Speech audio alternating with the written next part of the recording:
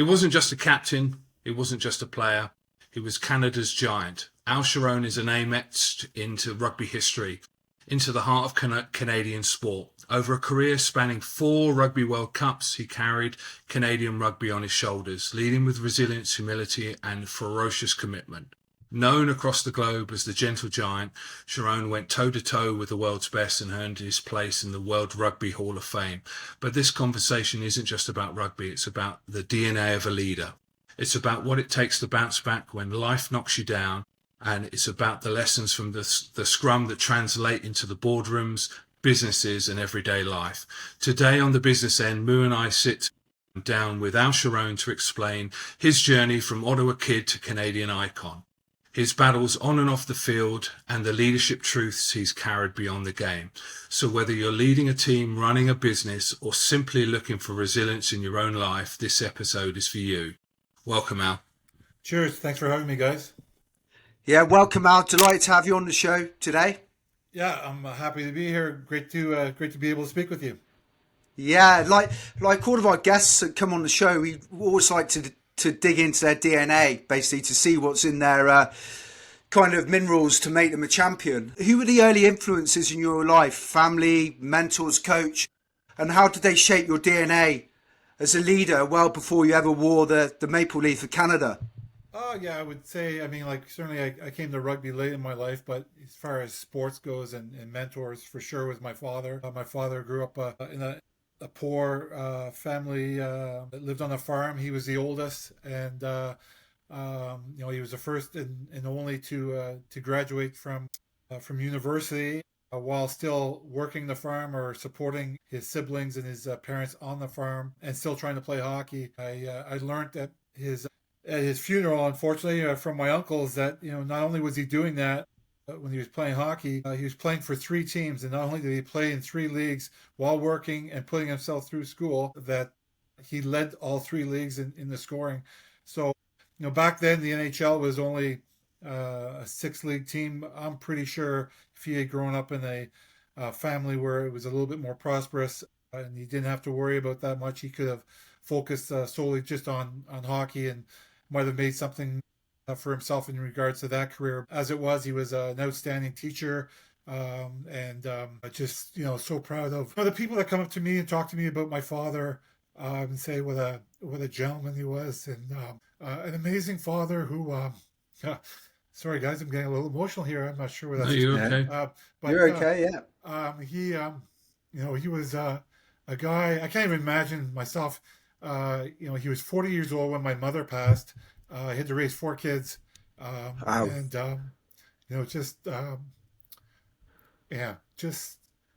he was, sorry, just my hero for sure. And the other thing that were my mentors, I guess, were just my friends in the neighborhood. I was, I don't know, people know me as just being this big guy, but I was short most of my childhood. I didn't grow till I was very late in life. The kids in my neighborhood, for the most part, were a year or 2 years older than me, bigger than me, and so we played ball hockey, ice hockey, tackle football with no equipment, which was essentially my early entry into playing rugby. And these guys were big and I was small, but I just loved tackling and improving myself. And if I wanted to be asked back, get that phone call, hey, we're playing at this time or whatever, I knew I had to step up and prove my worth. And so those were, certainly early things for me in my sporting career that led to me having some success on the rugby field down the road. Absolutely. I mean, there's 2 things there as well, Al. But firstly about your father, what a man! The strength of character to bring up 4 children with what he went through. That takes a very strong man to do that, and I'm sure he's very proud of what you've achieved. Secondly, there's a lesson there about obviously one of the biggest guys in rugby, and you were small when you're younger, and we see this as well with clubs writing off kids at 13, 14, 15 because they're not big enough, but then they grow. And I'm sure those kids that were perhaps a little bit bigger than you got a rude awakening when you were 17 or 18. Yeah. So, yeah. Yeah, it's funny actually because, some of those guys moved on to other places in Canada, and they came back, and we met later in life, and for them to see me, they didn't really put two and two together that I was the same person, that because I had grown and changed physically so much, and so it was Yeah, cool. But absolutely. it was just going back on that.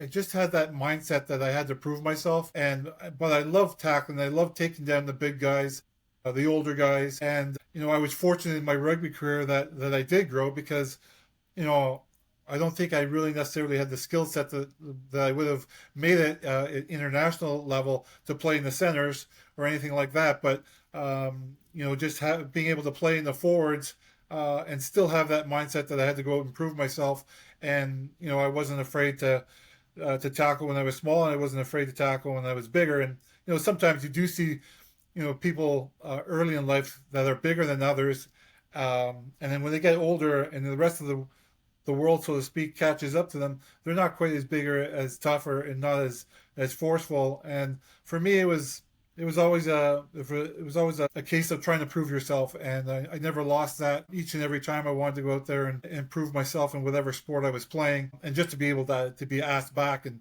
similar to rugby, I wanted to go out there and prove myself to the point where my name was going to be called in selection in the next game, and not to rest on your laurels. Every game you had to prove yourself. Absolutely. Full transparency, Al, neither did Moo and I have the skills to play internationally in the centre, so you're amongst good company there. Fair enough. Let's go back to 1991. Canada reached the quarterfinal, still the country's high water mark. What was special about that team, and what can leaders learn from that run? Yeah, well, I guess I should first say the country's top moment for the men's rugby team, not necessarily our women's team, and hopefully Very true. for things to come for the women again for this World Cup that's now ongoing. But yeah, it was a great time to be playing rugby for Canada. We went into that World Cup, I think, on a 6-game winning streak, having beaten Scotland, Japan, U.S., Argentina twice. So it was a good little run going into that World Cup. We didn't know, how things were going to fare, but we felt pretty confident that we could advance and beat, the likes of Fiji and Romania, who were going into that World Cup, I believe, were ranked ahead of us. And then we had France, of course, in our pool as well. So the Fiji game was a tough one, but we came together, and I think we caught the attention of the Canadian public, certainly the rugby public back in Canada, and then eventually the sporting public as a whole. To beat Romania, it was touch and go. If we don't beat Fiji or we don't beat Romania, the '91 World Cup team wouldn't have been we wouldn't have had the success that we did. And obviously, we won those two games. But I think the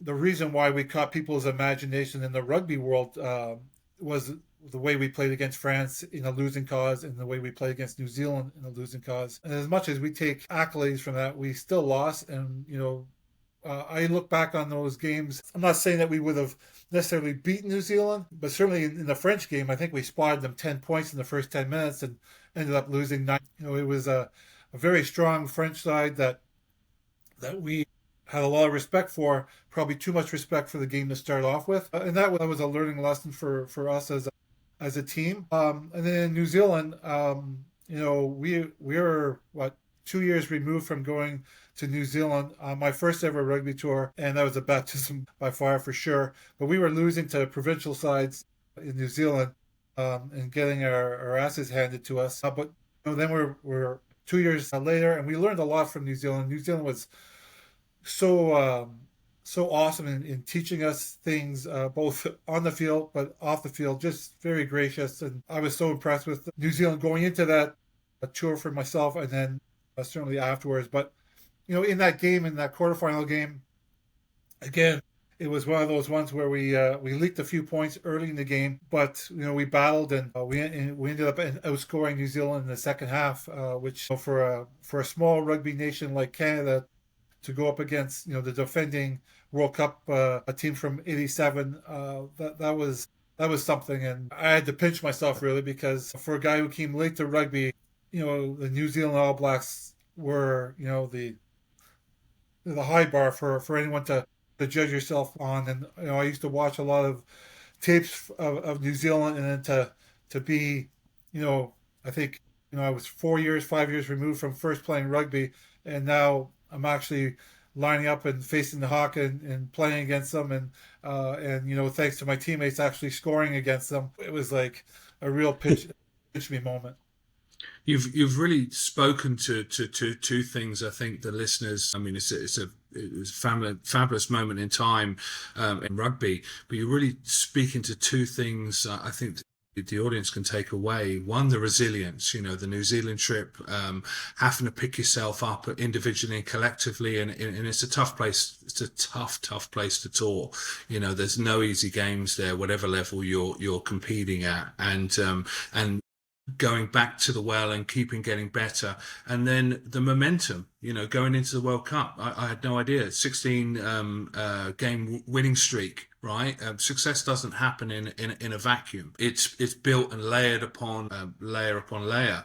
And to have that great momentum to going into the World Cup, and then to knock off two sides that were above you and compete so ferociously against France and New Zealand is more power to you. I mean, what, 4 or 5 years into playing, and then you're facing the All Blacks, which were at that time they were like really intimidating as well. And I mean, it must have been a pinch yourself moment, really. Oh, for sure, for sure. It was an honor to take the field against them, but and you give them all the ultimate respect as they deserve it.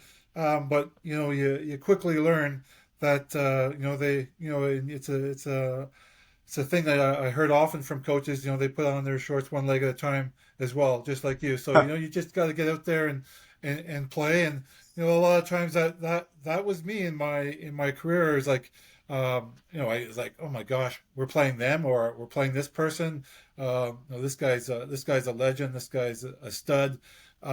But you quickly learn that you can live with them, you can play with them to a certain extent, and it's a way of testing yourself, and whether you come out on the winning end or the losing end, it's always a learning lesson, and you got to take things away from those games, and I certainly did, and I always gave my opponents the utmost respect, and but at the same time, I wanted to prove myself and prove that I belonged as well. And we as a Canadian team, that's certainly what we try to do as well. And I do have to tip my hat. A lot of times, people always are commenting about the '91 World Cup team, but I wasn't part of the '87 World Cup team.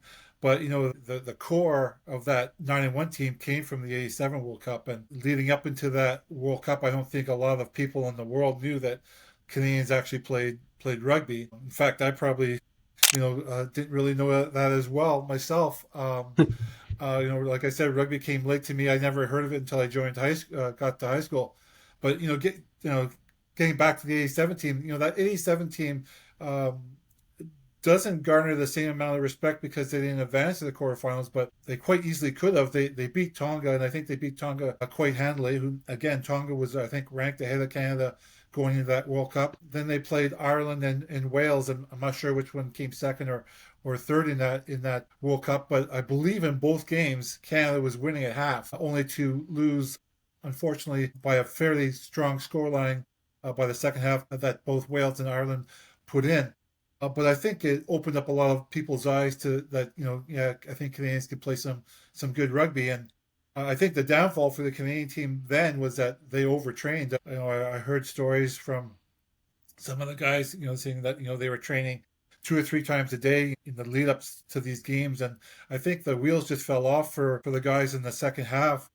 But I think Canada showed the world that they could play some rugby, and there were some tough forwards out there that were playing for the Canadian squad. And, a lot of those guys came from the '87 to the '91 team, and the lessons that they learned, they passed on to players like myself who weren't there. And we went out and improved ourselves as best as we could. And I kind of started the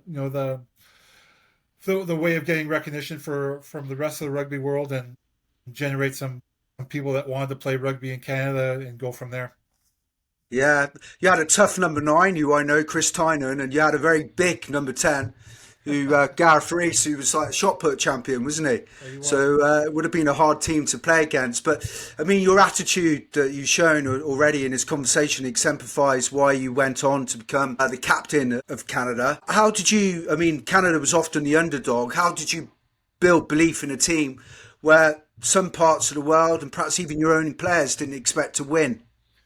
Yeah, I mean, I took on the captaincy reluctantly, and a lot of the times, it wasn't, you know, you mentioned Gareth. The first time I captained Canada was only because Gareth was overseas. I believe he was either at WASP at the time or he was still in school was he at Oxford. he was at Oxford, yeah. So he was at Yeah. so I captained Canada in three tests that were in the fall while he was overseas. It's not a role that I relished necessarily. I liked being able to make the decisions in certain cases, but at the same time, I felt that sometimes it took away from my game by being captain.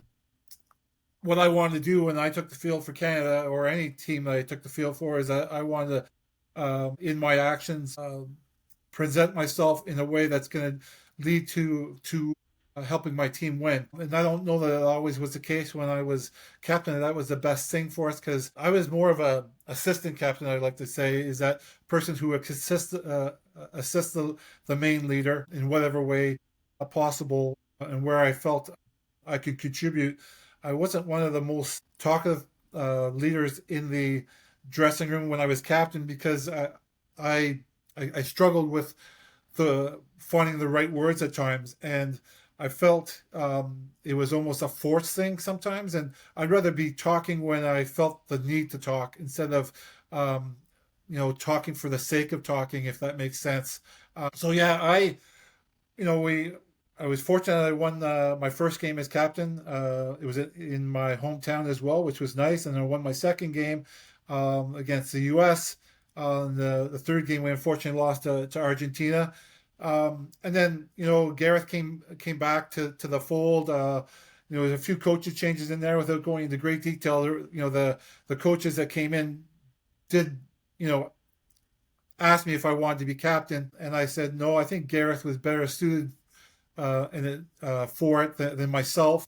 I was happy to be the pack leader or the assistant captain, or I don't even need a title. I just was happy to do my part. And it's a bit of a cliche, but I wanted to lead by my actions on the field, not necessarily my words. And I think I had the respect of my teammates in that. I wanted to do my very best without being laden with those responsibilities. And I know that might sound like a non-leader, but I wanted to do what was best for the team, and I didn't need the prestige of being captain to satisfy my ego. My satisfaction was doing my very best, and hopefully that was enough to lead my country to victory. Where I became captain for a longer sustained period of time was after the '99 World Cup, which was a massive letdown, and I probably could have been diagnosed with some degree of depression.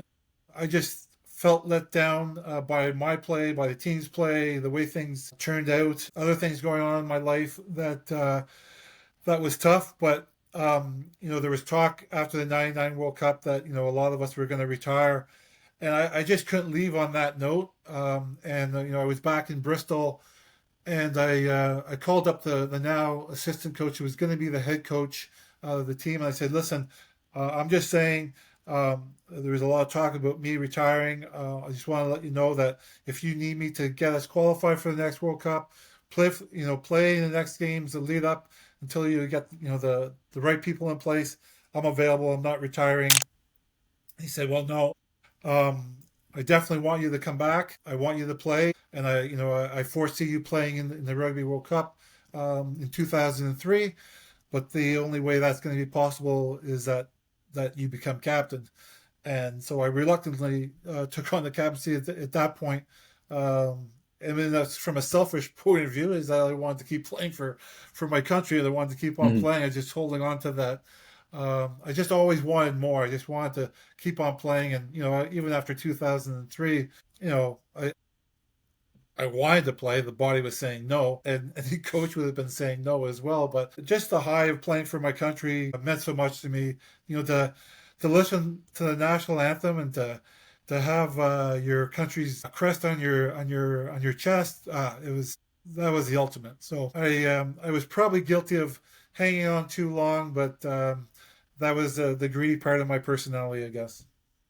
Yeah, it's fair to say then you led from the front. You're probably too humble to say that, but you led from the front, and that would build belief, and belief builds within the team, it seems to me.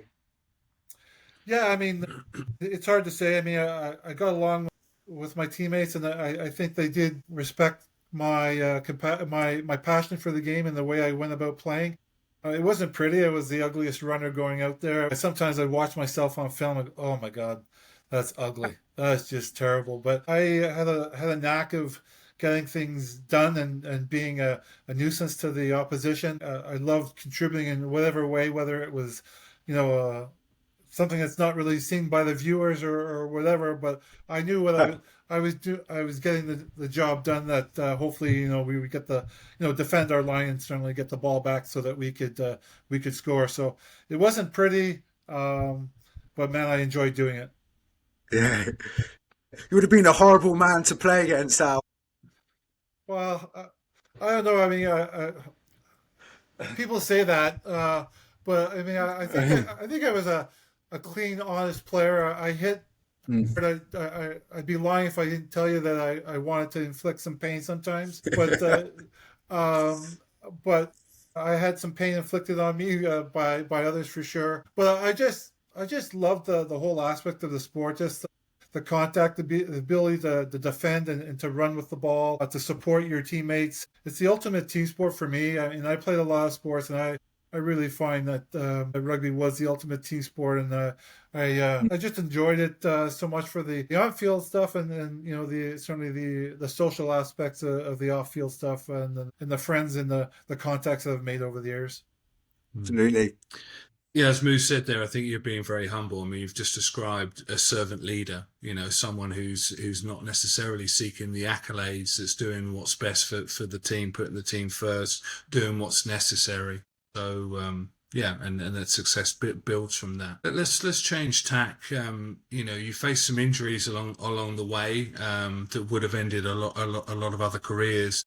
What drove you to keep coming back when others might have walked away? Yeah, I mean, the same thing that I kind of mentioned there earlier, that I always felt like I had a bit more to give, and I wanted to keep improving myself and getting better and helping Canada win. It was a high. It was addictive to play for my country. I just enjoyed being around the guys, and I was always a proud Canadian. Certainly playing for your country is very a proud moment, and so. Yeah, I mean, I think I was fortunate that I had people that believed in me, coaches, players, my girlfriend, then my wife, my family, my club. It was all, I didn't think of it as a big deal. Maybe the last one was the biggest one, was the knee injury before 2000.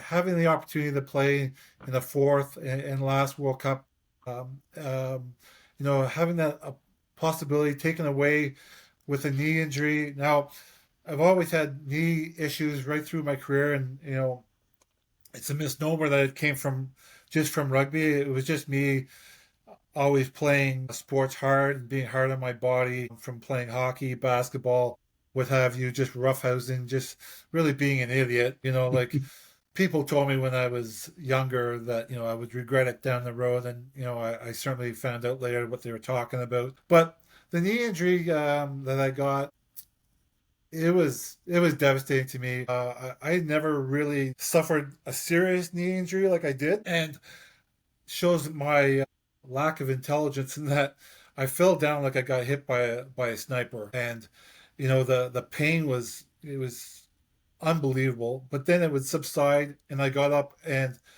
I tried to run again. And the first time it happened, excuse me, just before the halftime of the game. It was a rep game that it was my first or fourth game of the season, and I wasn't exactly sure what was going on. And in the dressing room, the physio was, doing these adjustments. He goes, yeah, it's hard for me to tell because I got a weird body. My joints are very lax. My shoulders, my elbows, and certainly my knees were very lax. So much different than others. And he had a hard time really understanding whether or not I had done serious damage or not.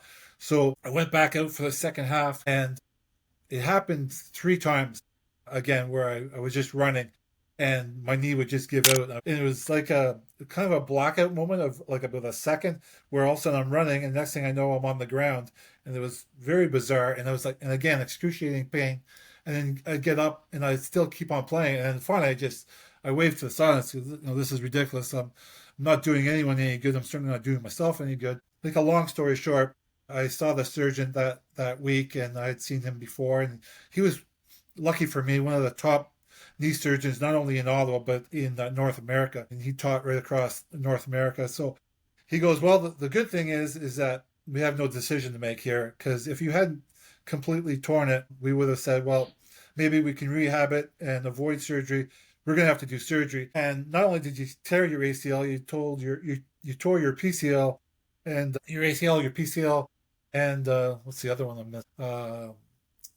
ACL, PCL, MCL.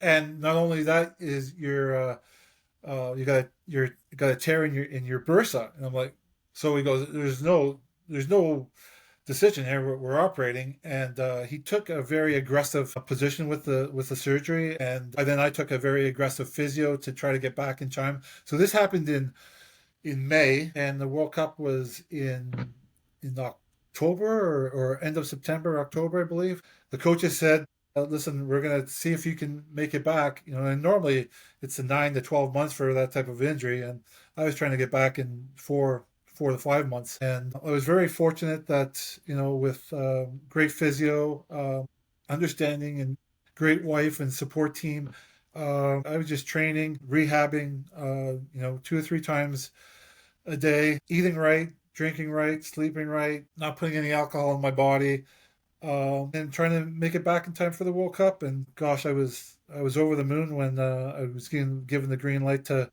be able to run properly, to go out and train with the World Cup team and give me a shot. But yeah, to make it back, the World Cup was great. I just wish I had a bit more time because I could have got some more games under my belt, and I really felt I didn't have that game fitness, even though I was beating guys in the beep test and stuff like that.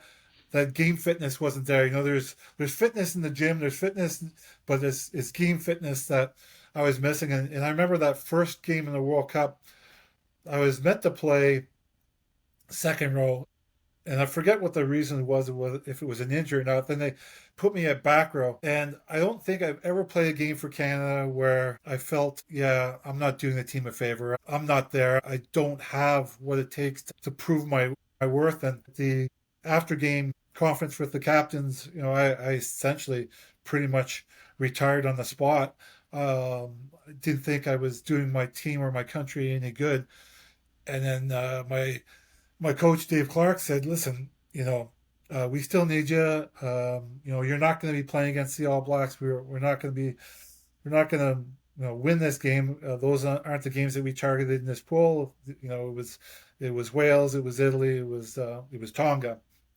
You're not playing. You're going to get yourself right, and you're going to come out and lead the team against Italy. And I needed that kick in the ass from him, and I'm very proud that I did come back and play. And I felt like myself in the Italian game, even though we lost that and we had a chance to win at the end. I'd like to think that we should have and could have won that game, but that didn't turn out. And then we played Tonga, which was always going to be my last game for Canada. And unfortunately, I'm not sure if you recall or you saw, that ended horribly for me, and that I got tackled a little high and I was knocked out before I even hit the ground. And that was not the way I really wanted to end my rugby career.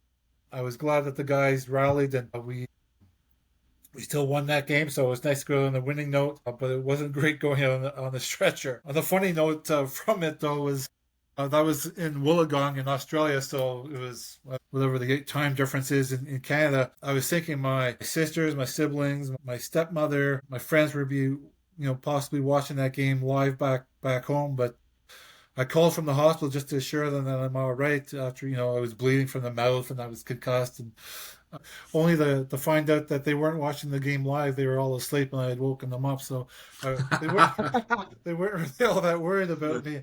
But you know, I was very proud of having the determination and the work ethic to get my knee right to play. Absolutely. If I could have had just a bit more time, but I think at the time, I don't know that anyone ever had recovered from that type of knee surgery or knee injury, and then have that type of surgery, and then play at that level. So it was a problem, but it wasn't wrapped in glory in the fact that we didn't have the success that I was hoping we were going to have as a team. And I felt that we had the capabilities of winning a couple of those pool games, other than just the one that we beat Tonga in. That's incredible resilience. I mean, as you said there, that's normally 9 to 12 months recovery. To do it in such a short period of time speaks volumes about your commitment, controlling what you can control, and to come back. And I think it really is important to sort of specify here that I mean, that was your fourth World Cup. They only come every 4 years. That's 16 years, plus the previous time that you'd been playing. And as we all know, as we get a little bit older, it becomes harder to recover. It becomes harder to do the same things you were doing at the start of your career. So that's doubly impressive, Al. Well, cheers. I appreciate that. It did. It did take a lot out of me, but I was happy to do it. But I was happy to really get that opportunity, and I'm thankful for the coaching staff and my teammates for welcoming me back in to the fold and giving me that opportunity. And it was. I just wish that it had ended better for us as a team and as a whole. But you can't have everything in life. Yeah. To play in 4 World Cups was a lot of fun. I was happy to have just played in one, and then a year goes by and you're that much closer to the next one, and then again, the greedy part of my character was coming through, as I just wanted to keep on playing for Canada until they told me I couldn't. And so again, going back to what I was saying earlier, is that I always wanted to try to play in a manner and a style that it would be hard for them not to write my name down on the team sheet. And I think that's a valuable lesson for anybody, is that, again, the cliche, you're only as good as your last game. And you got to go out there and do it again. And I think in some cases, not to speak poorly about some players, is that sometimes they kind of lived off their reputation, and they went through the motions of a game. And I can't say that every game I came off the field I was happy with how I played, but I prepared myself in a manner that I want to go out there and perform. And you guys know, as rugby players, is that sometimes it's just magic. Everything's clicking. You feel light on your feet. You're reading the game properly. Everything's going well, and you're like, okay, what did I do in preparation of this game that I was so good in this game compared to another game? And I wish I started writing things down and doing and trying to do the same thing and be superstitious about certain things. And it didn't always happen, And I wish it did, because I think I'd probably have a more illustrious career, and I think Canada might have won more games if I could have really bottled that. But I was never really satisfied coming off the field, so that was also something that drove me. Win or lose, I was obviously delighted if we won. I was devastated if we lost, but I always, put it in my own, did I satisfy myself? I could always look myself in the mirror and know that I tried to give my best. It didn't always show itself on the field as much as I would have liked, or only in certain passages. But I didn't want to be one of those guys, whatever team sport you play, that, lived off his reputation or floated at times in the game. And so that's why I always worked really hard on my cardio. I'm going off on a bit of a tangent here, guys, so I'm sorry. But the things that I learned in rugby is that after that first tour I went to New Zealand, I was as fit as I've ever been, and I think I opened up some eyes there. But my eyes got opened up large by playing against the New Zealand sides. And on that same tour, we went to Argentina. And Argentina were formidable sides as well. And what opened up my eyes was that, yeah, I need to get bigger. I mean, I was always tall, I was lanky. I don't know, people might say I was tough, I don't know, but I needed to put more meat on my bones. And that's, I got back into starting to do a more serious thing with weights. But, you know, for me, I was always large into doing cardio because, I never understood being so heavy or so muscle bound that it hampered your ability to get around the field. What good is it that you'd be very good if you can get there, but if you can't get there in time or be effective when you get there? So I learned that I could get there by putting on muscle. It helped me to be more effective when I got there. And so, those were lessons that I learned from playing against better sides and not being so naive about, thinking what I was doing was right, was learning to make sure that if I'm going to be the best I can be for my team, I had to improve my strength and to protect my body from injuries because in New Zealand it was one of those things where I'd be hitting a guy and whereas I get maybe hurt where someone might tackle me or feel it, I was getting hurt by tackling these guys. These guys were, I wouldn't say they were just unbelievably muscle bound. They were just strong to the core and right through, right through from the full back right to the tight head prop. Yeah, no, I mean, it's pretty remarkable. I've got to say, I've never felt light on my feet. I don't think Fitzy has as well. Not But not once. let's talk about no. I don't. But let's talk. Go back to leadership again. I mean, one of the things that business people or people that don't play sport, they're fascinated by you're playing against the All Blacks or France or England or one of those huge sides. You're about to go out on the pitch, the crowd's anticipating, they're thinking, how on earth do you deal with the pressure of it all? What's going through your mind? What's in your DNA to cope with it? What do you say to the team before you go out and play the All Blacks as a leader? Yeah, I mean, again, I wasn't a man of many words in the team. I didn't need that from my captains when I was a player, and I didn't want to talk nonsense to these guys, and I didn't want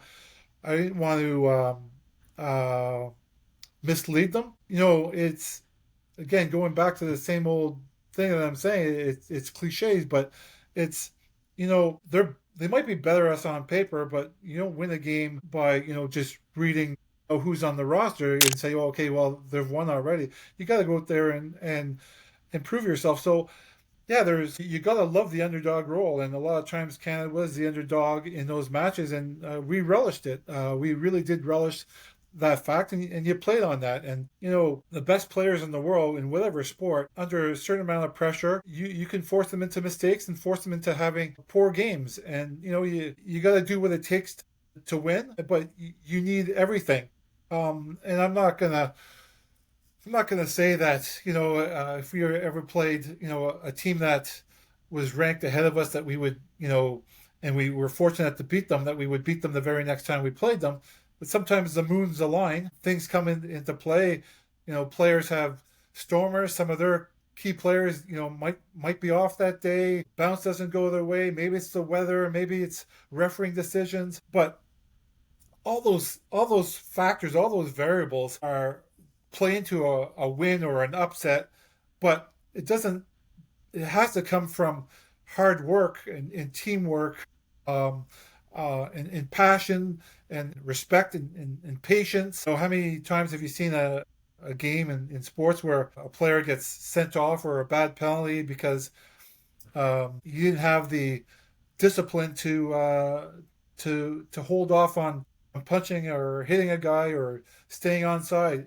Everything had to come together when Canada had wins, and we had some upset wins against Scotland and England and France, and those were big wins for Canada when I was playing, and in Wales, of course. But things had to come into play, but those variables don't come into play unless you're mentally prepared to put the hard work in and believe in yourself, and you have to have that belief. And even there might be, I'm probably, someone's going to probably say well, this is completely wrong. But I questioned myself all the time going into a game, whether it was a test match for Canada or playing for my local club team.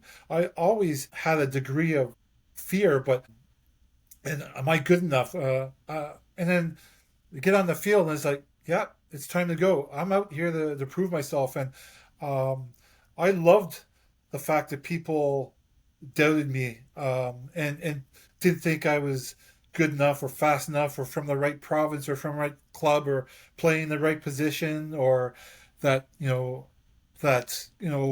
whatever it may be. I love that. And, even if it didn't exist, if I didn't read something in the paper, if I didn't think I overheard something, I put it in my mindset that people were doubting me. And I love to go out there and say, okay, I'm going to prove the doubters wrong.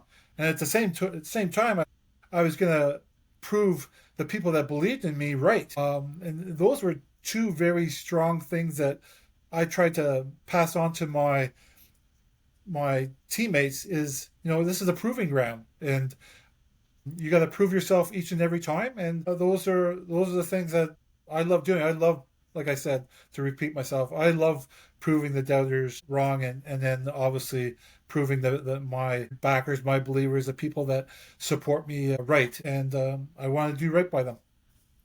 Absolutely. And I think what you just described there, I mean, you're staying hungry all the time, and that's a great lesson for us all. Doesn't matter what walk of life, whether you're an athlete or a business owner, or staying hungry, always looking at your own performance, looking to improve. Having that chip on your shoulder so you don't get complacent. But it's very obvious from this conversation. You're both equally tough and humble coming across. How do you see those two qualities working together in leadership? I don't know. I mean, everyone's different, but for me, I was never impressed with the person who was bragging about themselves or talking themselves up. It didn't hit with me. I have so much respect for players at the top of their field in whatever sport or whatever business they might be doing, that are humble and keep things in check. I don't think, as far as toughness goes, I don't think I was all that tough, and more so than other people. The toughest people on the rugby field are the shorter guys who are having to tackle some of the monsters out there, especially in today's game. Like I think there are some unbelievably tough players out there, and just tough people mentally and physically. And my hats off to those guys and girls. But you know, um, it was often said that Canada was a big, tough side, and that was said, many times, certainly in the early '90s. But I don't remember ever playing against any international side that wasn't tough. Like it was like you hear about, oh, the Canadian forwards are big. Well, I don't remember looking beside me and thinking, well, this guy's super short. What's he doing out here? All the guys were big and tough, and believe me, the bumps and bruises that I got in games, not just in internationals, but in club games, were the same. So um, I didn't like taking a back foot to anyone, but there are guys, tough guys out there. Um, I remember one game, one season, the season I was playing in France, and what's his name? Is it Chabal, the French guy with the Yeah. long hair? And he might have been playing for France, or I don't think he was at the full height of his career. He might have played France juniors or France A, but I remember this guy. He's kind of scary looking, like he looks like a caveman, but he was out there tough. And I've been hit tough, but I don't think I'd ever gotten the wind knocked out of me as hard as I got the wind knocked out of me when he hit me, and he got me good. And man, like I'm one of those guys is that I'm gonna take a number. I'm gonna, like, I'm not gonna go in my way to get you, but if I see you in a ruck, I see you with the ball, I might give you a little extra oomph. And I uh, I remember I think we ended up winning that game. I'm not sure, but I never did get him back in that game. But that was a home game for us. But we played him away. I think it was Bourgogne he was playing for at the time, and I don't know if it's my imagination or not, but I got him in that game. I got him as good as he got me, and I was on top of him as I got up, and he gave me this look in his eyes, and again, maybe I'm imagining this, but it was kind of like one of those. Yeah, I remember getting you in the last game, and you just got me back, and you know that was kind of for me. That was really the way I played the game. I like to play hard and tough, but I don't think I was any tougher than the next guy. But unless you challenged me and you told me I wasn't tough, then well, then I'm gonna prove you wrong. That much more so. Toughness, I think, is a word that's overused sometimes with some players, and about me, I think all players are fairly tough to play the sport of rugby. Play any contact game. Some of the women that are playing, the tackles they put in, awesome. I mean, it's just fantastic the way the women's game has come on, and the toughness that they show, and certainly I'm very biased here, but the Canadian women's team is one tough, talented team, and I'm so thrilled to see the success that they're having and the accolades that they're accruing, and I'm hoping that they will ultimately be the team that lifts the cup at the end. But they certainly have a few tough teams to get through before it comes to that. Absolutely. I mean, humility as well is one quality that's just massively overlooked in sport, business. People look at perhaps the loudest voices at times, and humility is a trait that's so overlooked. At some point the music stops and the career ends. What was the hardest point of stepping away from the jersey? The identity shift, the loss of routine, or something else for you? Pretty much everything. I mean, Yeah. I thought I was being really smart when I first gave up my civil servant career here. I was getting tired at the end of my rope of it, and when rugby went professional, I have my wife to thank me. I have my wife to thank for her. She was ready for a new challenge in life as well, and she was the one who kind of pushed me towards challenging myself and going and doing that. So her support in that manner was instrumental in me, going overseas. And I don't think I would have had as a long of an international career if I hadn't gone overseas to play. And so I thought I was being smart when I first went over, because I thought, okay, the first couple of clubs were interested in me, and I was saying, well, I'm only interested in playing rugby professionally if I'm being set up for my after career. And well, let's just say I said all the right things. I didn't necessarily do all the right things. That didn't come to pass for one reason or another. Partially just circumstances. Partially it was team schedules for training. Sometimes it was coaching. But those are all excuses. At the end of the day, it really came down to me, and I didn't follow through properly like I should have.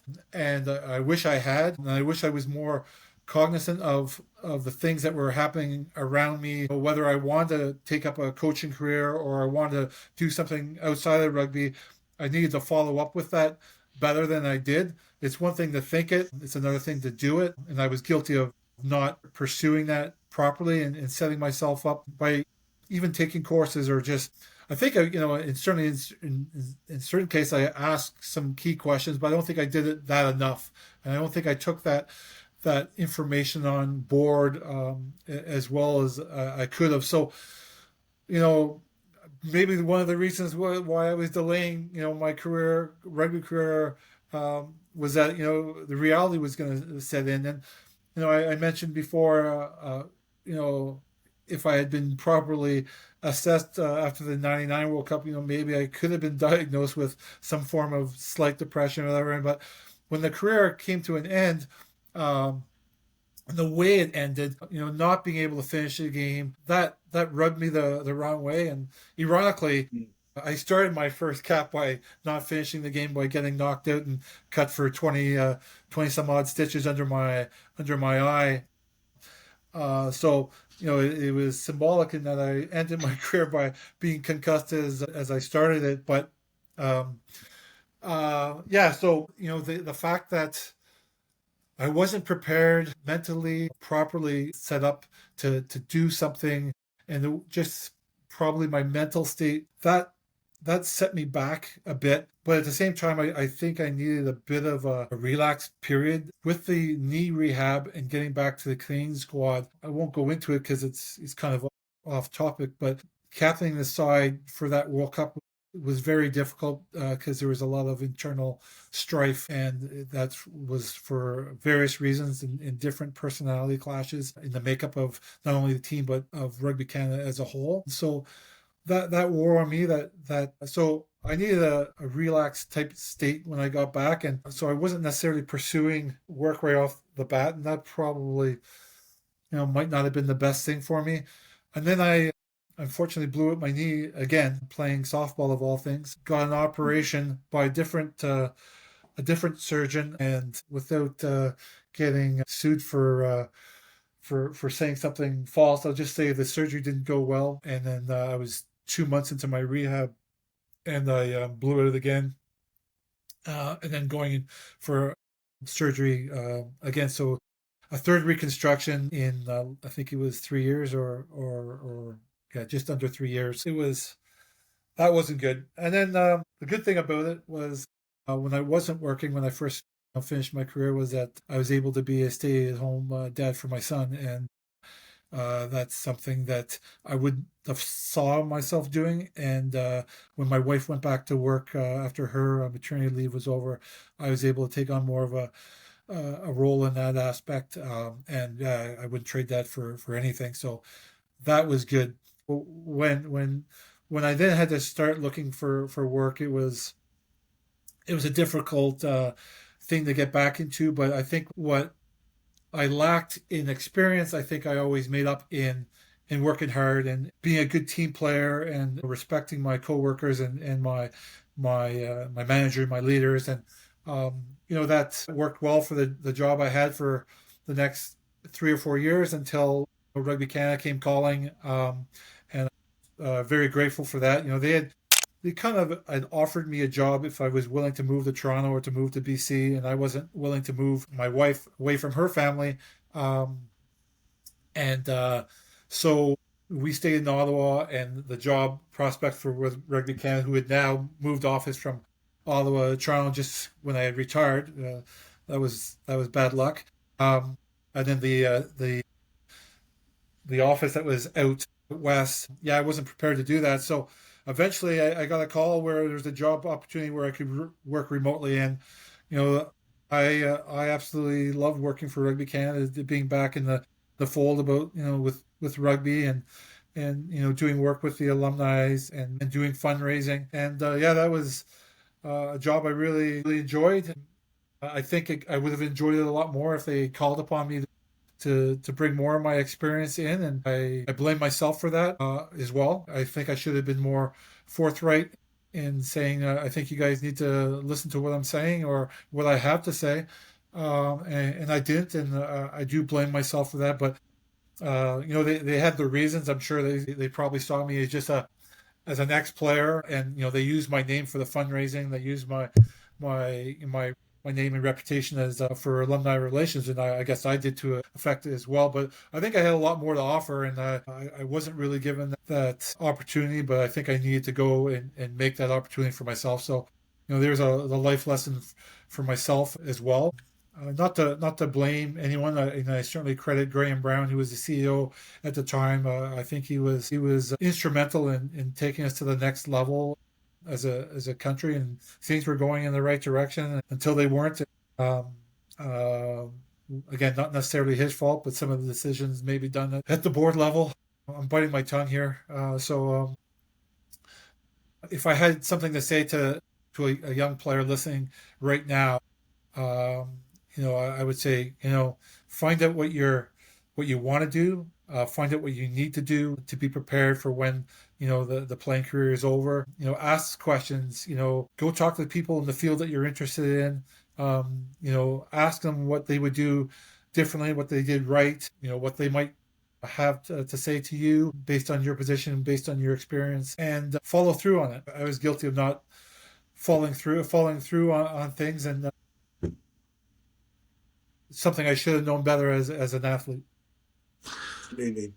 Well, and to touch upon it, I mean, it's as we spoke about before the show started, transitioning from playing into business life afterwards is incredibly challenging. And I was going to ask, what advice would you give? And in the midst of playing, and I think you've given excellent examples, getting on the front foot, using your network, using your profile, being proactive is excellent advice for anyone out there.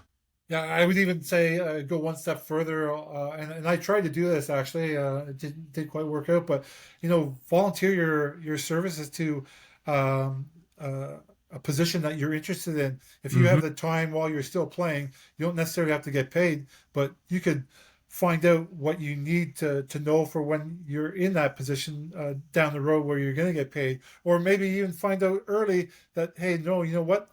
This career path that I'm thinking I'm going to go on isn't actually right for me. Maybe, it's going to open up your eyes to go in a different direction. And then you're that much more close to being set when your career ends to already know where you're at.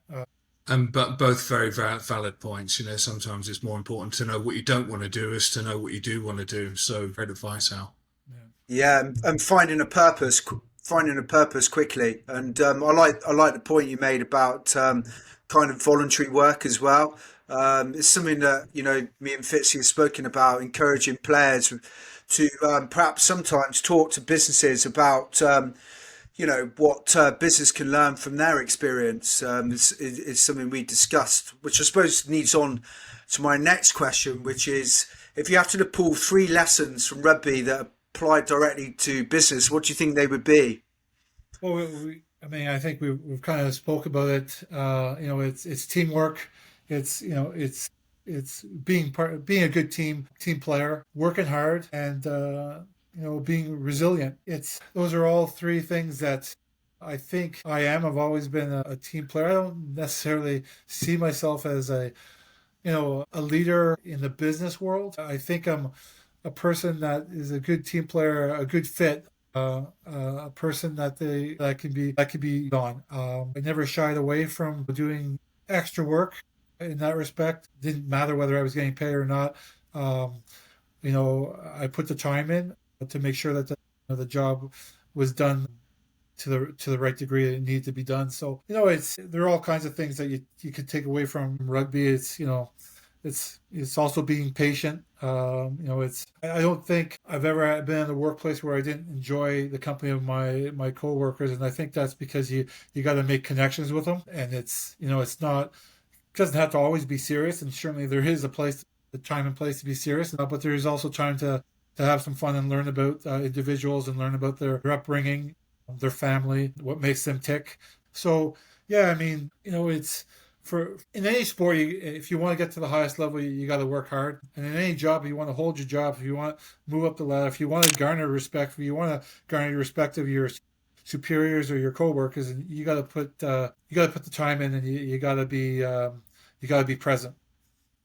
Actually, one thing I suppose really about what you're saying to me as a business person, it's about hiring the right people, which you would definitely be one of the right guys. So like we had a earlier episode with Willie Anderson who talks about three sorts of people within an organization: warriors, wavers, and wanderers. Willie used a more colourful word for wanderers, but you would definitely be a warrior because you would be someone that I think business should be looking at this. That if you gave someone like yourself the game plan or the business plan, you're not going to crack under the pressure of it, and that's basically what makes an elite performer. That's what makes you a warrior, and that's what would make you an asset to any business. Would you say so, Fitzy, as well on that point? 100%. And as we have hypothesized and been validated with all the guests we've had on thus far, and I don't see that changing. That high performance mindset that you have, Al, and that we've seen with other guests, that resilience, that growth mindset, that humbleness is gold for employers. Yeah, I mean, guys, appreciate it. I don't know that I'm as great an example as you make it out to be, but I do appreciate it. I know there's There's stuff that I could have done better, and I failed to do. But just back on your point earlier, Liam, I would say also is that for a team to work, you need guys that you believe in and they believe in you. And the same thing goes to the workplace. You can't have, and I'm guessing this is what Willie was talking about, is that you can't have guys who are cancers on your team. You can't have cancers in your office. You need to be on them to be on board and to be team players. They can't be guys that are, for lack of a better word, stabbing you in the back or putting you down or not giving you your best chance to succeed. As a captain, as not even as a captain, as a player on a team, I'm sure you guys have experienced it. I've certainly have experienced it in rugby and in other sports where you have a player who's, he may well be super talented. He may well be your top three talented players on your team, but he's not portraying the aspects of a proper leader or a team player just based on his actions, his body language, the words that he uses. And I'd much rather take a player with lesser ability who's a team player who believes in each other, because you're going to go further with a guy like that. And Absolutely. that's I think I failed as a leader sometimes where I didn't step up and call some of those people out. Even, again, not with the role of a captain's band on my arm. I needed sometimes to instead of being pissed off with this guy's attitude, I needed sometimes to address it properly. And I'm not saying I didn't address certain people at sometimes, but I know in hindsight, looking back, there's a few times where I could have done a better job or just a job at it myself by dealing with that, because it's a stronger thing than people realize in regards to the difference between winning and losing. Absolutely. Yeah, and hindsight's a great thing, and none of us are perfect there. But you've hit upon, and I totally agree, a very valid point there. You've got to protect the culture of the team, the organisation, and as the All Blacks talk about, having zero tolerance for and having that no dickheads rule. I think it's very, very powerful, and you can't go forward collectively if you've got one, two, three people that are pulling you back with poor attitudes. So I'm going to put you on the spot here, Al. What's the story from your, and no pressure, what's the story from your career that you've never shared publicly, but that captures you as a teammate and a leader? Oh, geez. I don't know. I think I probably shared that in my example where I mentioned that I didn't really want to be captain. And the only reason that I came back to play after the '99 World Cup was the fact that I wanted to keep playing for Canada, and the only reason why I accepted the captaincy was because that was the condition that the coach set for me, that he wanted me to be the leader of the team. And it's flattering for me, but I also at the same time expressed to him the reasons why I didn't want to be captain. But again, selfishly on my part, is that I wanted to keep on playing, and I'm not ashamed to admit that I like the fact of being called the captain of the Canadian side, but I was equally proud to say that I was just a member of the Canadian team and being a teammate with my players. And um, you know, I think I had the respect of, for the most part, from my Canadian teammates, and I hope from my club mates over the years, whether it was here in Canada or overseas, because I think I try to do things the right way. I know it's an often overused term, but people said that I was professional before I went professional. I think I was. I mean, I was I you know I trained extra. I didn't always eat properly, but certainly in rugby season, I tried to eat the right things and hydrate properly and get the right sleep. And before I ever saw a sports psychologist, before I even knew what a sports psychologist was, I used to visualize. I used to do the things that I was later taught that you should be doing as an athlete. And I've been doing that since I was a kid when I was playing hockey. Now it didn't necessarily work out for me in my hockey career, I can tell you, but in certain things and aspects of my life, it did. You know, I think I was.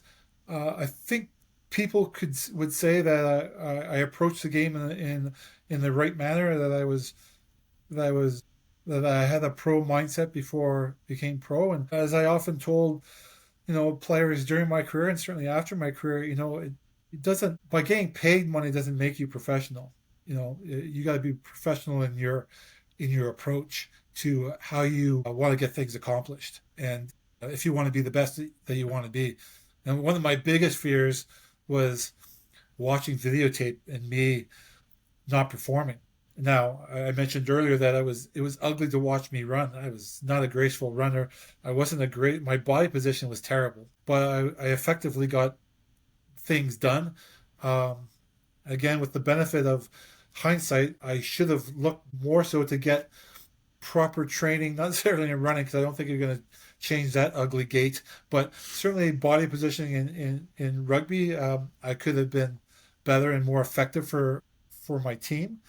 But in regards to having my, you know, being fit cardio wise, fit uh, to give my best, I was giving my best.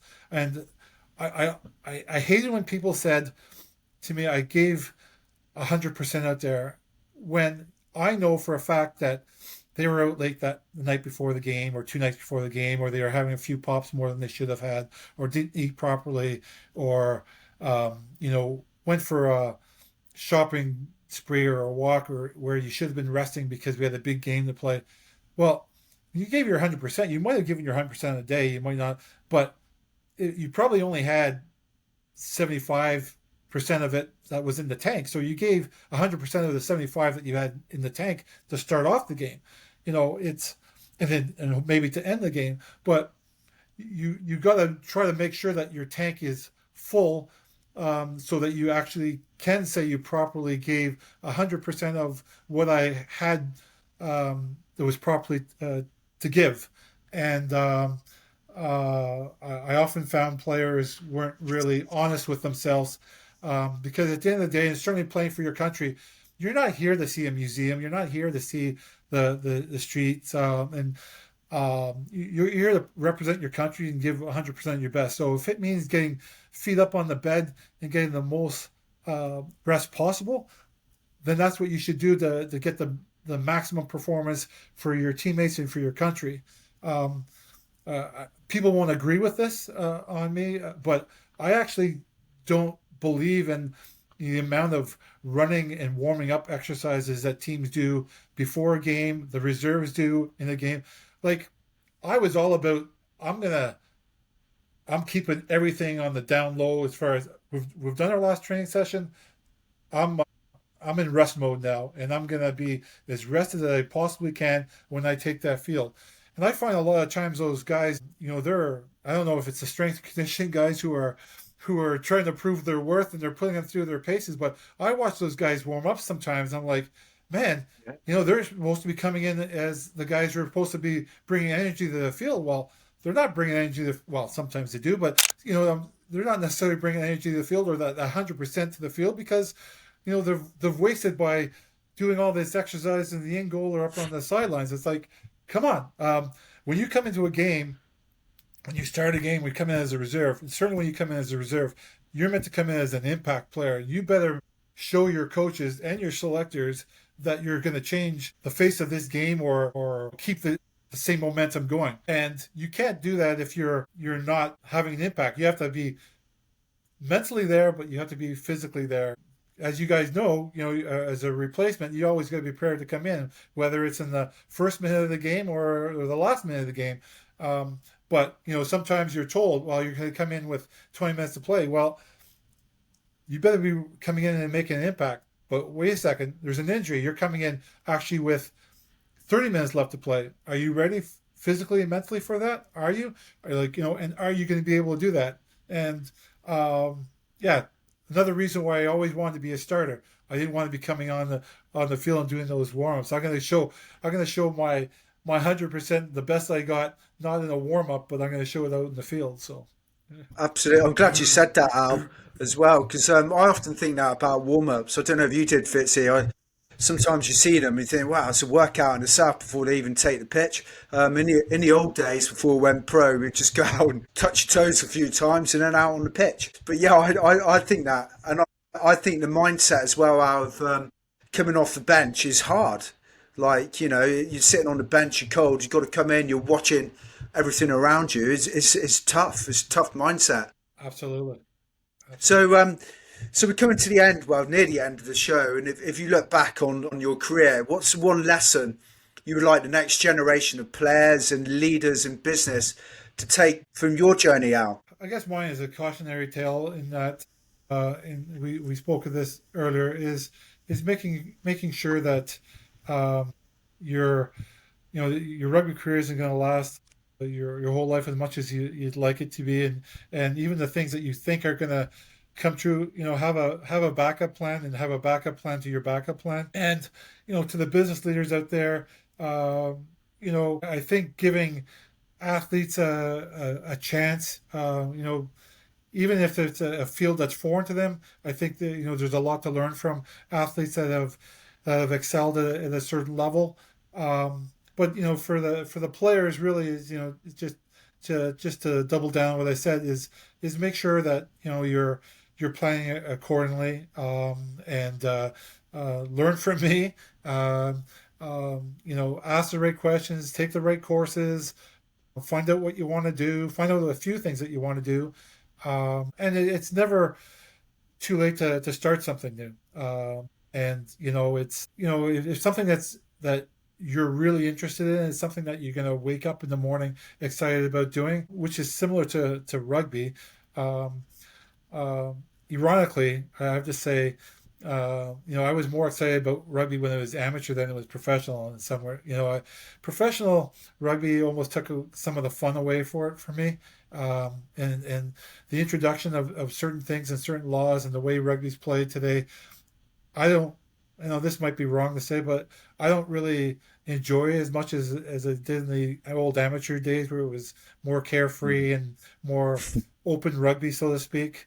I learned so much from playing open rugby, and I was fortunate. The jersey behind me is my club jersey, and man, I don't think I have a rugby career if I don't join that club, because I joined a club that was full of guys who were either had played provincial rugby or area rugby, in some cases for Canada, some cases some guys from other countries. But we played a style that, even though I was new to the sport, I had only played 2 years of high school before I played club rugby. I was new to the sport, but I knew what I wanted to do. I knew exactly where I needed to be on the field, and that was around the ball. And that club I joined, if I joined any other club in Ottawa, I think I would probably have lost my enjoyment from the sport. But not only did we win, and obviously winning means a lot because it encourages you to keep on playing your enjoyment, but we played a barbarian champagne type of rugby that teams weren't doing at all against us. And so if it was on, it was on. So if we were running from our in-goal area or our 22 or any type of situation, 1 through 15, we knew, we had to get around the field. And so it was a joy running and supporting and playing a dangerous type of rugby with high rewards. And I learned so much from playing those with my club mates that propelled me in my career, and in being able to read the game properly and find enjoyment. Professional rugby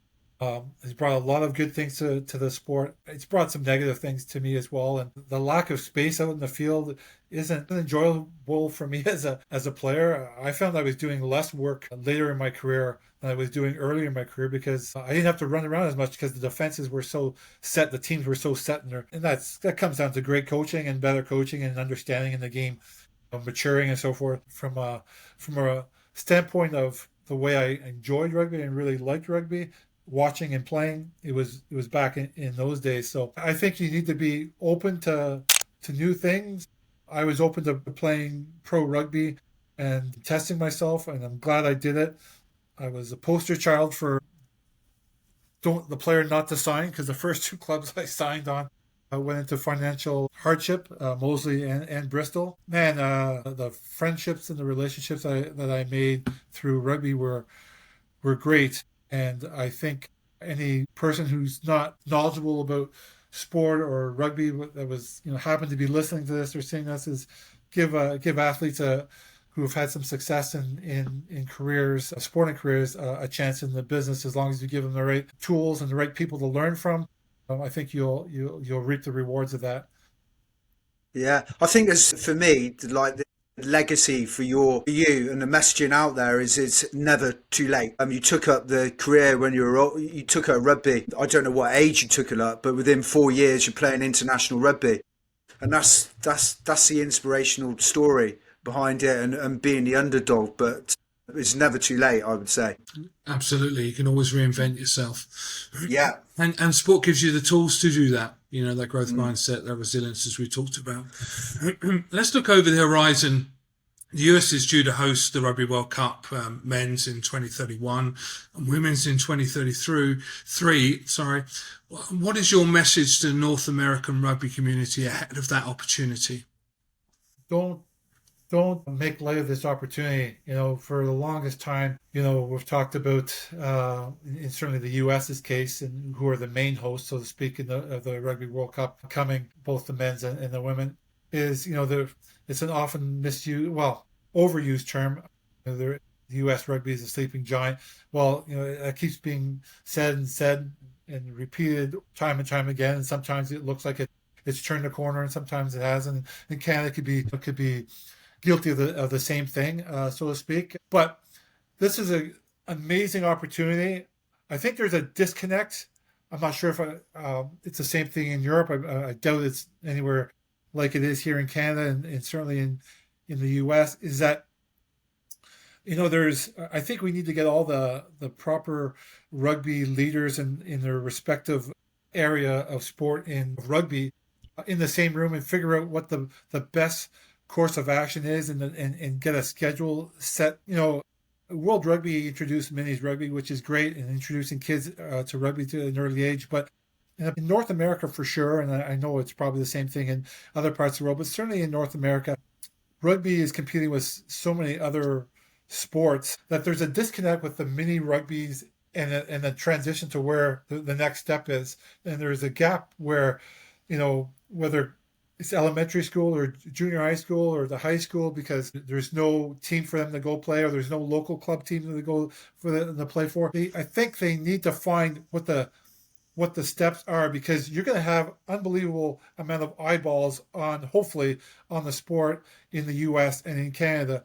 And there's going to be people who are saying, well, I want a shot at this. You get to play potentially professionally. You get to, money aside, it's a great sport, and it's the social aspects of it, the camaraderie that you get from it, the job opportunities, the life opportunities that you get from the sport are unbelievable. But we need to find that Canada and the US has to have a plan in place to make sure that those people who come to play rugby find it well organized and a proper path to getting players to play at the level that they're looking to get to, whether it's at the highest level or just the next level of being involved in club rugby. And, I see it's here in my hometown.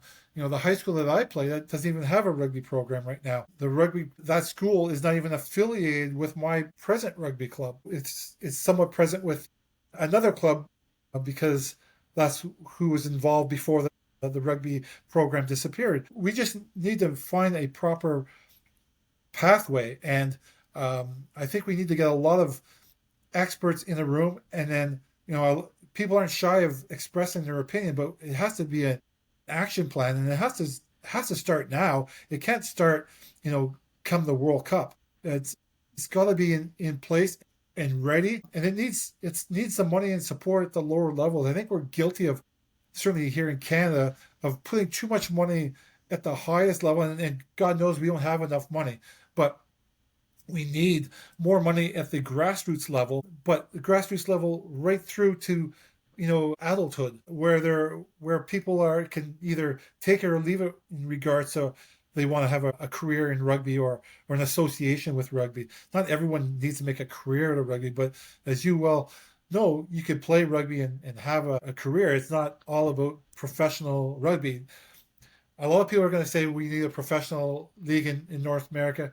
Yeah, we probably do, but we need one that's properly run where you're getting a good brand of rugby being played. That's at a level where they can go from professional rugby to play international rugby. And yes, it's a step, but it's not going to be as big a step as it is right now with what the North American professional rugby league situation is right now.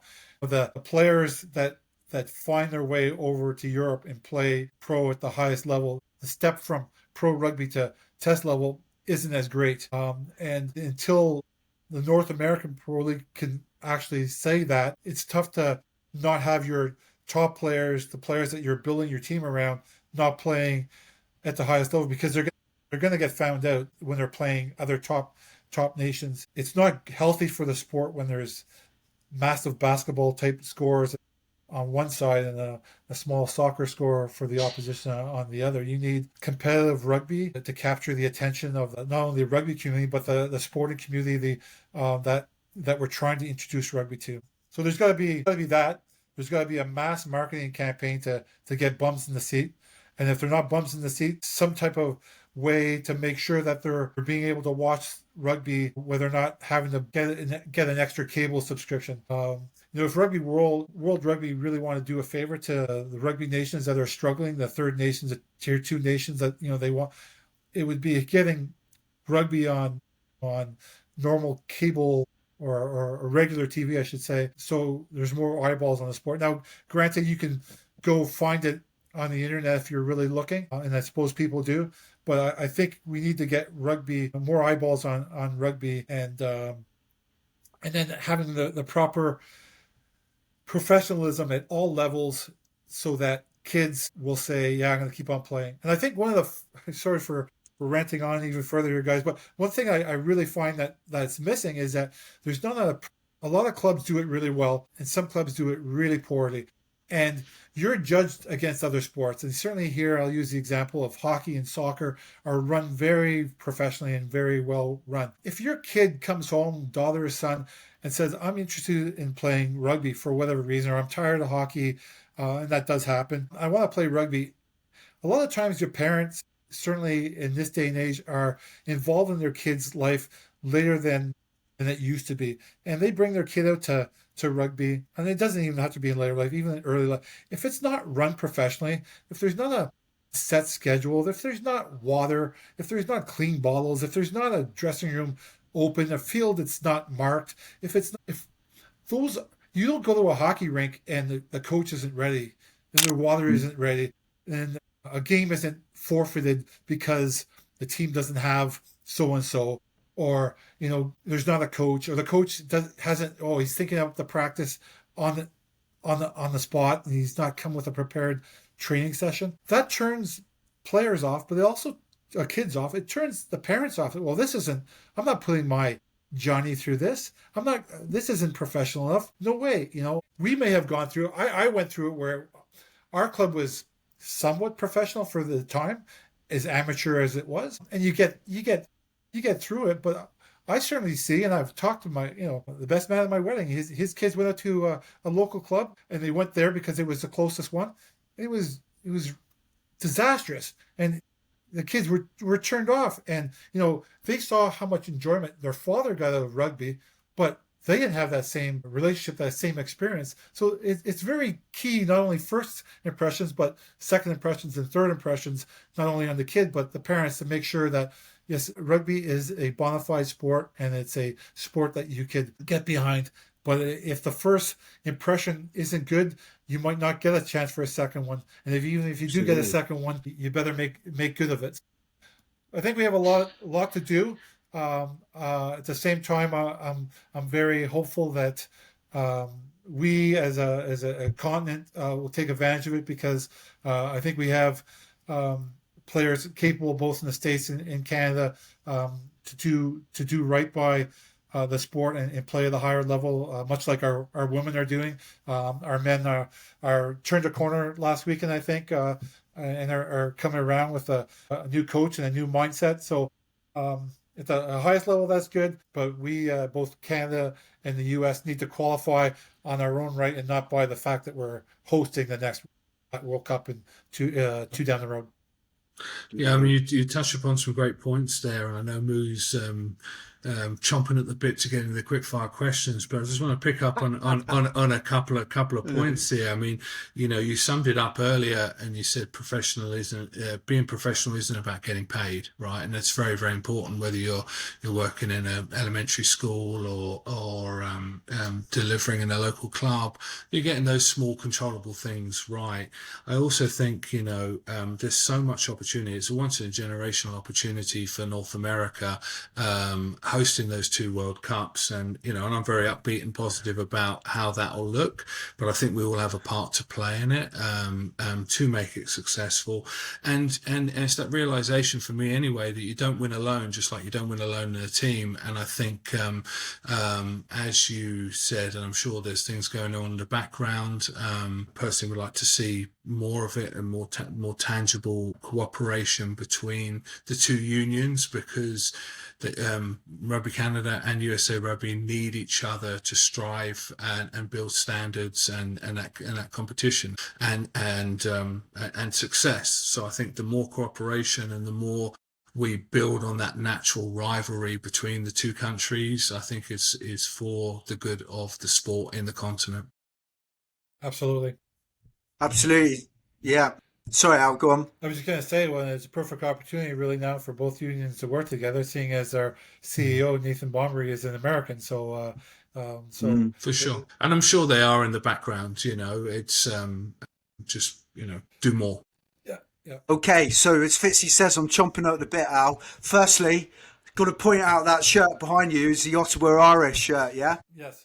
Is that correct? So there's a story about London Irish as well, which we won't go into on this show, but we're London Irish, very unlucky to miss out on you, Al. So, but anyway, on to the quick fire questions. Who's the toughest opponent you've ever faced and why?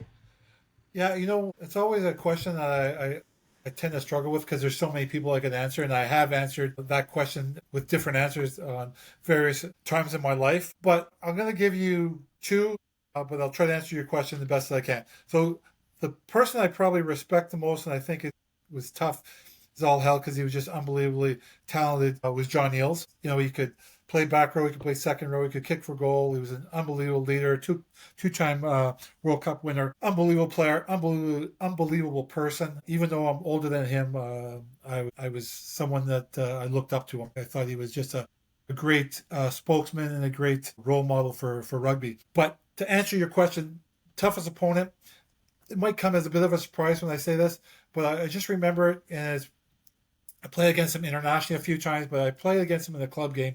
And it was Moseley, and it was one of the rare times where I actually captained Moseley, and we actually got absolutely crushed. Newcastle at the time was pretty much fully professional. It was essentially an international side. I mean, they had Dottie Weir, they had Archer, they had Wilkinson, they had Andrews. I think Popplewell was there, Gary Armstrong, Bentley, Alan Tate. Massive guys, all, with either going to be in the start of their career or in the middle of the career or a career to come. And we had, I think, 4 internationals at Moseley, and we absolutely were up against it.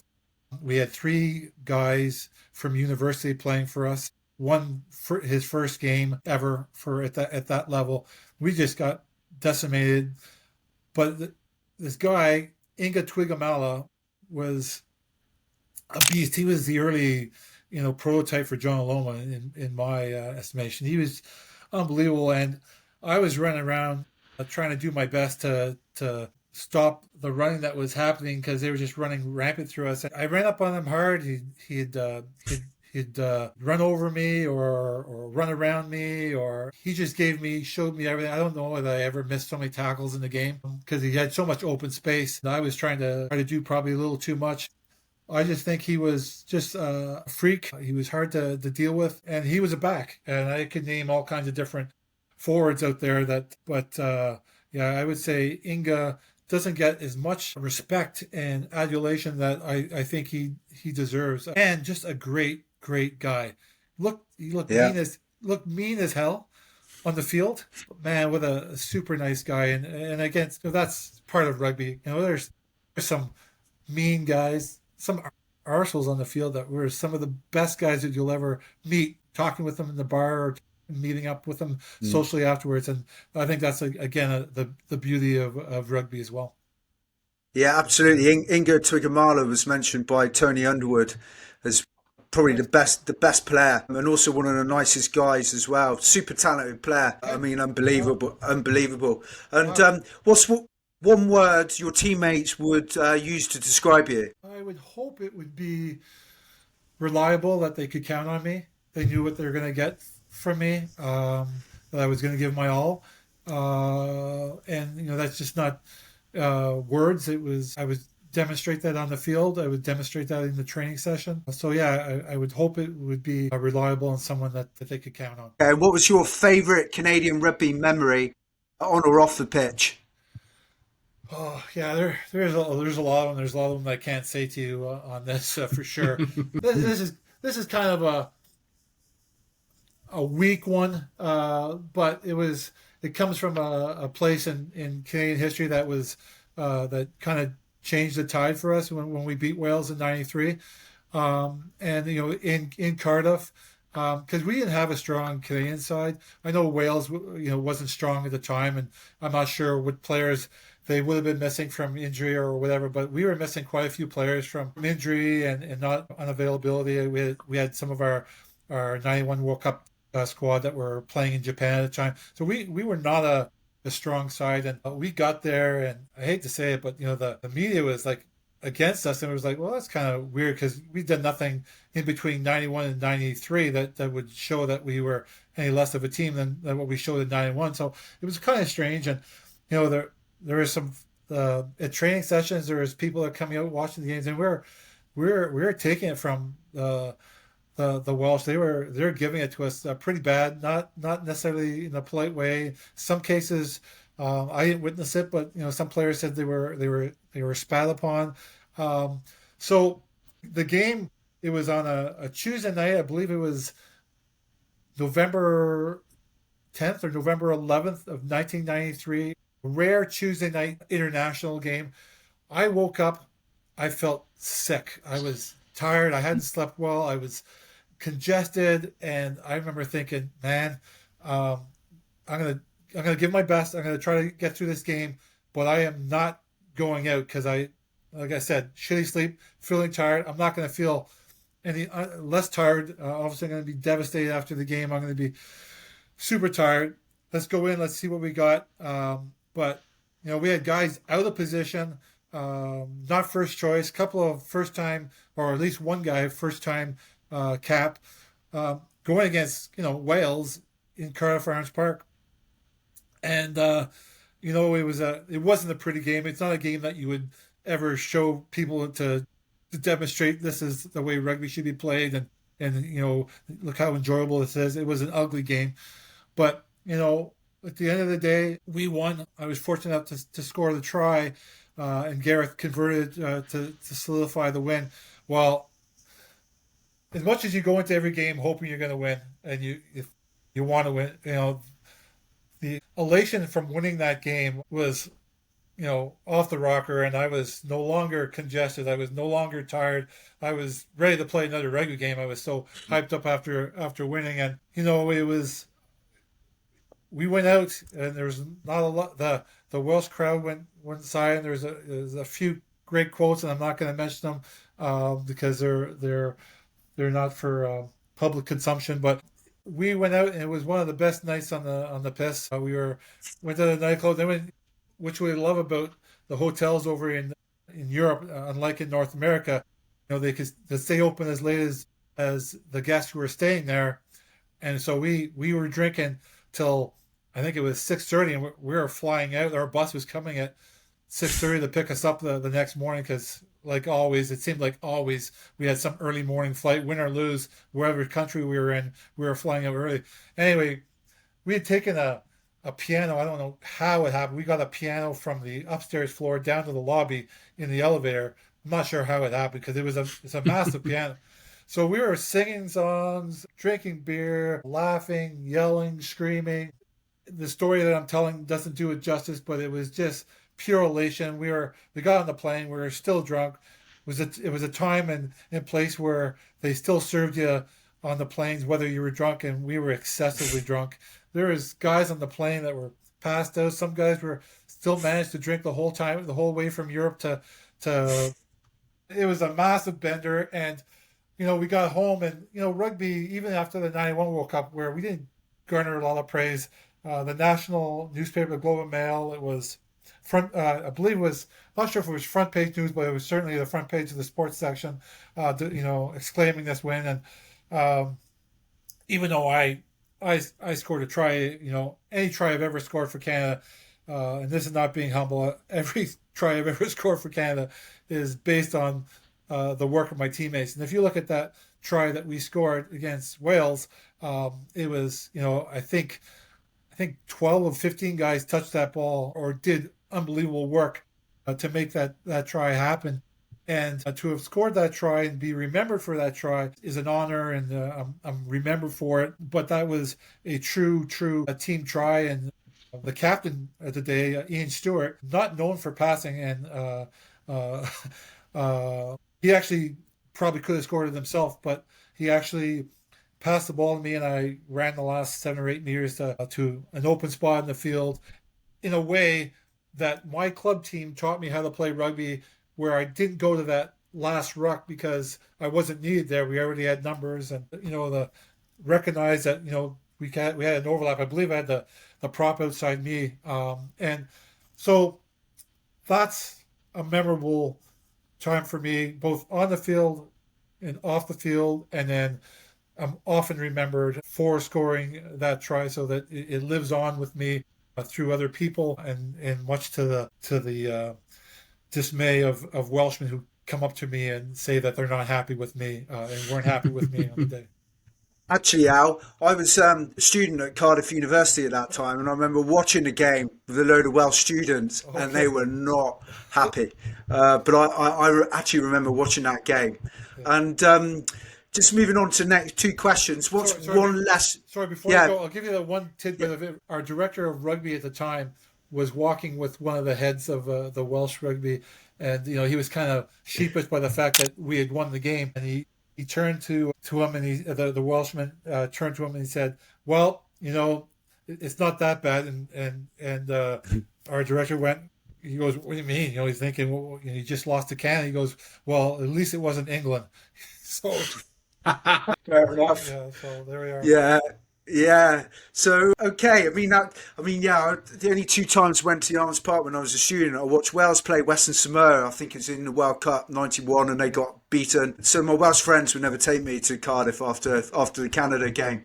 So what's one lesson rugby taught you that you still use every day? A lot of them, but I would say respect. Respect came. I mean, not that I didn't. I was raised in a proper way to show respect, but rugby doubled down on it, and I learned that from my teammates at an early age. And to shake the referee's hand, win or lose after a game, go obviously shake your opponent's hand, have a beer afterwards. I can't say full honesty that I was always in my best self after games in regards to respect, because sometimes the game itself got the better of me, and maybe my lack of maturity got the better of me. But I always tried to talk to the referees after a game, and I learned a lot, and it was really beneficial. And I would say that to any player, whether it's just a quick hello, or just even quizzing him about how he saw a certain aspect of the game. I learned a lot from talking to the referees and the coaches and the players. But respect for the sport, respect for your teammates, respect for the opponents, respect for the referees, respect for the officials. Thankful, and with that respect, to the people who made it happen. The guys who marked the field, the guys who did the little things. Driving the bus, driving the vans, the people who made the schedule. I think I don't think everyone really appreciate. I think I did appreciate it, but I don't think I appreciated it as much as I should have. How much work goes into organizing sport and a game coming to pass. When you're a kid, you show up and certainly in rugby context, the field's marked, the field's cut. The post pads are up. After the game, the post pads are taken down. There's certain things that need to be done. If there's a dinner, it has to be planned. Someone was in charge of that. I think understanding, the work that goes into something so simple happening, it seems simple to you, but there's a lot of time and energy and planning that goes into place. And so, yeah, I think just respect, and then, being the thing I loved about rugby, mingling with the opponents and getting to know them better, also was mingling with the supporters, both friendly and unfriendly. That was fun. It was you got to meet a lot of great personalities. Now sometimes they might have been drank too much and it might be a little tiresome, but for the most part, I loved the engagement, and I think.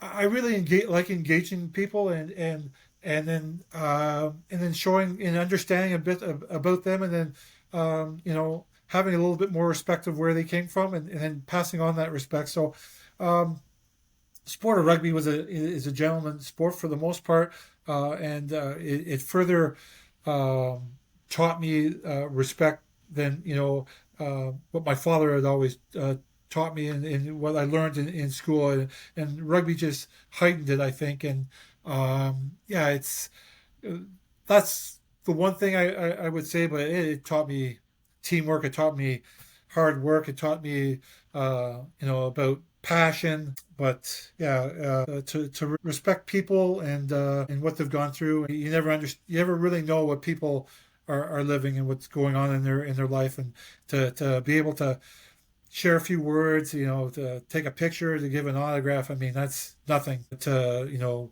pass along some information for whatever question they asked. I'm happy to do that. It's what rugby's all about. It's what sport's all about. Absolutely, respect, as you say. And if you weren't playing rugby, what career would you have chased? Well, my little 10-year-old, 12-year-old self would have said hockey, but as I've often said, if anyone saw me skate, you would know that I would never have gone anywhere in hockey. Sadly, I really had good hockey intelligence. For whatever reason, I always was able to pick up on sports and understand the small things that you need to do. But in hockey, if you can't skate, you're not going anywhere. And, obviously that wasn't a realistic dream. And playing professional rugby or playing for Canada was never a dream of mine until it was further down the road of playing for my country. But realistically, a non-sporting answer would have been I wanted to be a police officer initially. That went by the wayside, but I always had a keen interest in advertising and marketing. I loved the aspect of commercials and coming up with slogans or jingles. I was fascinated by that, and I would have liked to have pursued that. And I kind of took early steps to do it, and I didn't follow through, which is unfortunately the bit of a common thread here with this with this call. But it's there's a lot of things I would have and could have done, and I could have been a teacher, and I've done a bit of teaching or substitute teaching or glorified babysitting, and I come from a family of teachers. My father was a teacher, older sister was a teacher, younger sister is a teacher, my stepsister is a teacher, and my sister-in-law is a teacher, and I have many friends who are teachers. So I think I would have enjoyed certain aspects of it, but didn't pursue that either. That's great. I mean, that was a fantastic speech, you. And basically, it's great. Your humility shines through. You're a gentle giant, the captain who carried Canadian rugby, and a leader whose legacy stretches far beyond the pitch. From underdog victories to devastating injuries, from World Cups to Hall of Fame, your story is proof that true leadership isn't just about titles. It's about resilience, humility, and lifting others when pressure is at its peak. For leaders in sport and business and in life, the message is clear. Toughness without humility is empty, and humility without toughness won't take you far. Charron, showed us how to combine these two. Thanks for joining us on this episode of The Business End. If you enjoyed it, make sure to subscribe, share it with someone who needs a shot of resilience, and check out our past conversations with legends like Willie Anderson, BJ Bertha and Dick Best. Until next time, keep leading, keep learning, and remember, when the pressure's on, that's when character is revealed. Thank you, Al. Thank you, guys. Thanks for having me, and apologize for maybe speaking a little bit too much there. You might be Great. You might be questioning the fact that I said I didn't speak a lot in the dressing room. I honestly didn't. I probably got a little too verbose in my later years, so apologies for that. Not at all. Thank you, Al. No, not at all. No, it was great. Thank you, Al.